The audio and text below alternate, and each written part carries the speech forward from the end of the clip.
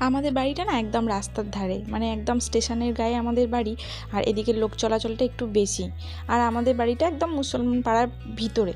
তো আমি যখনই ভয়েস ওভার দিতে যাই তখনই দেখি হয় আজান পড়ছে, আর না হলে রাস্তা দিয়ে গাড়ি যাচ্ছে, হর্নের আওয়াজ। কেন হয় এমনটা বুঝতেই পারি। তো একটাই রিকোয়েস্ট, তোমরা প্লিজ একটু ভিডিওটা মানিয়ে নিয়ে দেখো।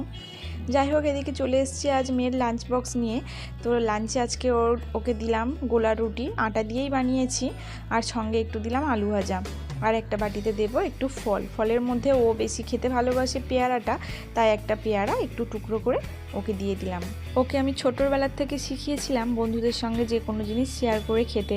ওর জন্য একটু বেশি বেশি করে ওকে টিফিনটা দিয়ে দিই, যাতে করে ও বন্ধুদের সঙ্গে ভাগ করে খেতে পারে।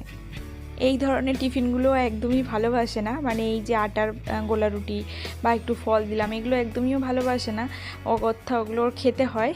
ডাক্তার ওকে বলে দিয়েছে শরীরটা একটু কমাতে, আমার মেয়ের শরীরটা অনেকটাই ভারী হয়ে গেছে। যাই হোক, এদিকে টিফিনের সঙ্গে 2 বোতল জল দিলাম, একটু চিয়া সিড জল আর একটা প্লেন জল।